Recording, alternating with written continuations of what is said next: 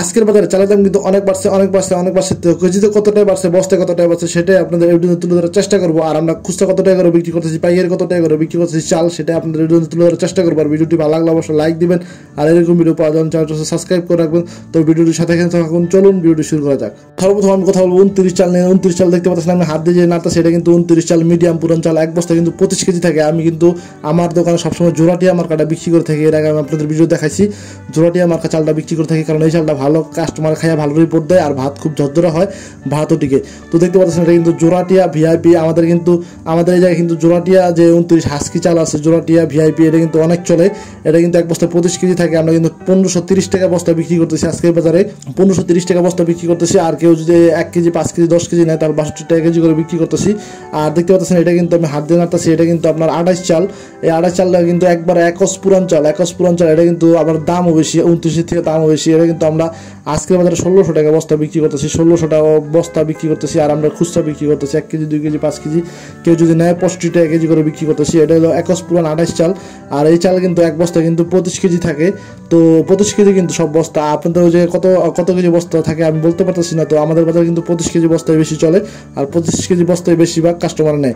আপনাদেরকে যে দুটি চালের আপডেট দিলাম, সেটা হলো 29 চাল আর হলো 28 চালের। এটি কিন্তু ভাত নষ্ট হবে না, ভাত টিকবো। তো আমরা এখন কথা বলবো আপনার 49 চাল নিয়ে। এটা কিন্তু ফকির মার্কা। আমাদের কিন্তু এখানে 25 কেজি বস্তাই হয়, সব চাল কিন্তু 25 কেজি বস্তা। আপনাদের ওই জায়গায় কত কেজি বস্তা কমেন্ট করে অবশ্যই জানাবেন। তো আমরা এই 49 চাল কিন্তু আমরা বস্তা বিক্রি করতেছি আজকের বাজারে আপনার 1530 টাকা বস্তা বিক্রি করতেছি। 49 মতন সেম 29 মতন সেম বিক্রি করতেছি। আর হলো আপনার কেউ যদি 5 কেজি 10 কেজি নেয়, তাহলে 62 টাকা কেজি করে বিক্রি করতেছি আজকের বাজারে। তো এই হলো আপনার 28, 29, 49 চালের আপডেট।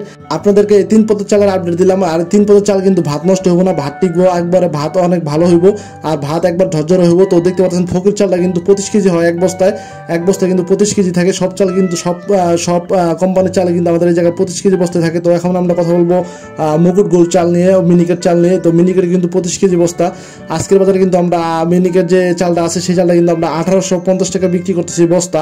আর কেউ যদি 5 কেজি 10 কেজি নেয়, তাহলে আপনার 76 টাকা কেজি করে বিক্রি করতেছি, 75-76 টাকা কেজি করে বিক্রি করতেছি আজকের বাজারে।